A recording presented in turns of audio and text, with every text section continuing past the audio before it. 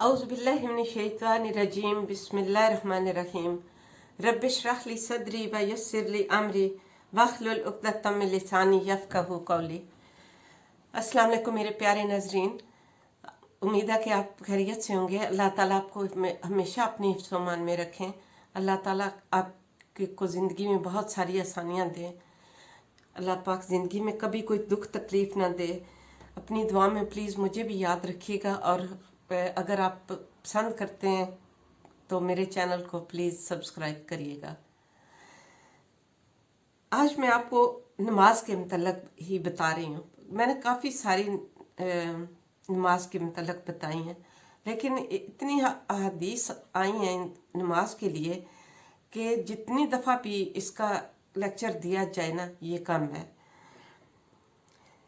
ये होता है कि नबी अकरम सल्लल्लाहु अलैहि वसल्लम के इस पाक इरशाद और हज़रत उमर के इस ऐलान का मंशा बज़ाहिर ये है, जो दूसरी हदीस में आया कि शैतान मुसलमान से उस वक्त तक डरता रहता है जब तक वो नमाज का पाबंद और उसको अच्छी तरह अदा करता रहता है, क्योंकि खौफ की वजह से उसको ज़्यादा जुर्रत नहीं होती। लेकिन जब वो नमाज को ज़ाया कर देता है तो उसकी जुर्रत बहुत बढ़ जाती है और उस आदमी के गुमराह करने की उमंग पैदा हो जाती है, और फिर बहुत से मुहलकात और बड़े बड़े गुनाहों में इसको मुब्तला कर देता है।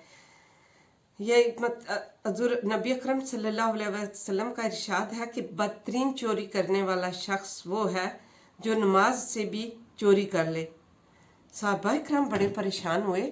वो सोचने लगे कि नमाज में चोरी कैसे हो सकती है, और जब कि आप नमाज पढ़ रहे हैं। तो हुज़ूर पाक सल्लल्लाहु अलैहि वसल्लम ने इरशाद फरमाया कि नमाज की चोरी यह है कि रुकू और सजदा अच्छी तरह से ना करे, यानी रुकू में जाए और सजदे में जाए, फटाफट वहाँ से सर उठा, दूसरी दफ़ा फिर वहाँ पटक दिया। इस तरह का नमाज जो है वो नहीं अल्लाह ताला को पसंद है। आप जब नमाज पहला सजदा कर चुके हैं, जब सजदे में जाएं, तो जब आप सजदे से वापस आएँ तो एटलीस्ट 2 दफ़ा पढ़ें रब्बिग फिर, और फिर दूसरे सजदे में जाएं। इतना जल्दी जल्दी लोग बस सर उठा के फिर वहीं पे दे मारते हैं। तो ये हज़ूर पाक सल्लल्लाहु अलैहि वसल्लम ने फरमाया कि ये नमाज की चोरी है। ये मज़मून बहुत सारी हदीसों में आया है, कोई एक तो नहीं है। ये नमाज के लिए चोरी खुद ही किस कदर जिल्लत की चीज़ है, और चोर को कैसी हकारत से देखा जाता है। फिर चोरी में भी उस हरकत को बदतरीन चोरी इरशाद फरमाया है कि रुकू सजदा को अच्छी तरह ना करे। हज़रत अबू दर फरमाते हैं कि एक मरतबा हुज़ूर पाक सल्लल्लाहु अलैहि वसल्लम ने आसमान की तरफ निगाह उठाई और ये इरशाद फरमाया कि इस वक्त इल्म दुनिया से उठ जाने का वक्त हुआ है। हज़रत ज़्यादा सहाबी ने अर्ज़ किया, या रसूलल्लाह, इल्म हमसे किस तरह उठ जाएगा? हम लोग कुरान शरीफ पढ़ते हैं और अपनी औलाद को पढ़ाते हैं, और वो इसी तरह अपनी औलाद को पढ़ाएंगे और सिलसिला चलता रहेगा। हुज़ूर पाक सल्लल्लाहु अलैहि वसल्लम ने फरमाया कि तुझे बड़ा समझदार ख्याल करता था। ये यहूद और नसारा भी तो तौरात और इंजील पढ़ते पढ़ाते हैं, फिर क्या कारआमद हुआ? अबू दर के शागिर्द कहते हैं कि मैंने दूसरे साहबी से हज़रत अब्बादा से जाकर ये किस्सा सुनाया। उन्होंने फरमाया कि अबू दर सच कहते हैं, और मैं बताऊं कि सबसे पहले क्या चीज़ दुनिया से उठेगी? सबसे पहले नमाज का खुजू और खुशू उठ जाएगा। अल्लाह पाक माफ़ी दे, अल्लाह पाक माफ़ी दे। और भरी मस्जिद में एक शख्स भी खुशू से नमाज पढ़ने वाला ना होगा।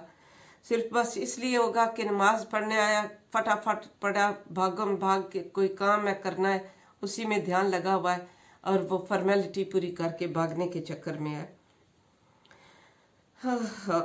जिस हक ताला शाना इस नमाज की तरफ तवज्जो ही नहीं फरमाते जिसमें रुकू सजदा अच्छी तरह ना किया जाए।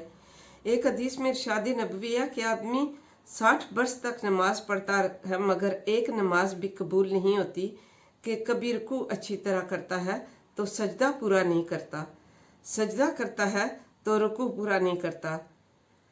हज़रत मुजद्दिद अल-अफ़सानी जो थे उनका अपने नाम सुना हुआ बहुत बड़े औलिया अल्लाह थे।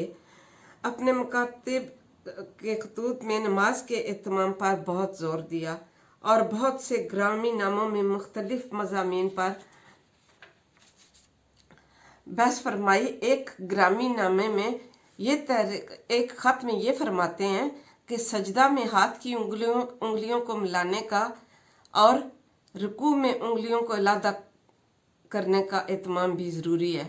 यानी जब आप रुकू में जाएं तो आपकी हाथों की उंगलियां जुड़ी हुई ना हों, आपकी हाथों की उंगलियां खुली हुई आपस में मिली हुई ना हों, और जब आप सजदा में जाएं तो उस वक्त हाथों की उंगलियां आपकी मिली हुई होनी चाहिए, उस वक्त जुदा नहीं होनी चाहिए। हाँ, और नमाज में खड़े होने की हालत में सजदा की जगह निगाह का जमाई रखना, जैसे मैंने पहले आपको बताया कि नमाज में खुशू पैदा करने के लिए क्या करना चाहिए। और रुकू की हालत में पाँव पर निगाह रखना और सजदा में जाकर नाक पर रखना और बैठने की हालत में हाथों पर रखना नमाज में खुशू को पैदा करता है और इससे नमाज में दिल जमी नसीब होती है। जब ऐसे मामूली आदाब भी इतने अहम फ़ायदे रखते हैं तो बड़े आदाब और सुन्नतों की रियायत तुम समझ लो कि किस कदर फ़ायदा बख्श होगी। तो ये देखें कि अगर हम नमाज तो पढ़ते हैं लेकिन अगर हमारी नमाज सही नहीं है तो उसका मकसद है कि ज़मीन पे टकरे मारना, ये ज़मीन के साथ अपना सर फोड़ना। अगर आपने अपनी नमाज को दुरुस्त करना है तो आपने अपने रुकू और सुजूद में इस नमाज को तरीके से करना है कि जब आप रुकू में जाएं, सजदे में तो आपको पता है कि सजदे की कैफियत में हम अल्लाह के बहुत करीब होते हैं, लेकिन वहाँ पे ये बताया कि जब सजदे में जाएं तो आपके हाथों की उंगलियां जुड़ी हुई होनी चाहिए, उनमें गैप नहीं होना चाहिए, खुली नहीं होनी चाहिए। और जब आप करने लगे रुकू, सुभान रब्बियल अज़ीम सुभान रब्बियल अज़ीम वो करने लगे तो उस वक्त आपके हाथों की उंगलियां जो है वो लादा होनी चाहिए, जुड़ी ना आपस में। सजदा की जगह पे आपने अपने नज़र जमा के रखनी है। जैसे मैंने आपको बताया था कि कोई छोटी सी चीज़ वहाँ सजदा की जगह पे रख दें, आप उसकी तरफ देखते रहें और आपकी तवज्जो जो है वो इधर उधर नहीं जाएगी। और जब बैठे हुए हों तो हाथों की उंगलियां पे निगाह रखना नमाज में खुशू पैदा करता है और इस नमाज में दिल जमी नसीब होती है। अल्लाह ताला हम सब को सही नमाज, असली नमाज पढ़ने की तौफीक अता फरमाए। हम लोग नहीं जानते थे, या अल्लाह पाक हमें माफ़ कर जो जब हमें पता नहीं था। या अल्लाह जिन लोगों को अब भी समझ नहीं, अल्लाह ताला मेरी ये वीडियो का पैगाम उन सब तक पहुंचाना। अल्लाह ताला अपने वो नमाज को अपने सही तरीके से कायम कर सकें और अल्लाह ताला उनकी नमाज़ों को कबूल फरमाना और मेरी नमाज़ों को भी कबूल फरमाना। या अल्लाह हमारे सगीरा कबीरा गुनाहों को माफ़ फरमा दे। या अल्लाह जो हमसे गलतियाँ हो गई हैं, जो अल्लाह पाक उनकी माफ़ी चाहते हैं, ऐ परवरदिगार तू बड़ा रहीम है, तू माफ़ कर दे। या अल्लाह तू माफ़ कर दे, या अल्लाह तू माफ़ कर दे। आमीन सुम आमीन। मुझे प्लीज़ अपनी दुआ में याद रखिएगा। इंशाल्लाह फिर आऊँगी किसी अगले नए टॉपिक में, और प्लीज़ मेरे चैनल को सब्सक्राइब ज़रूर करिएगा। अल्लाह हाफिज़।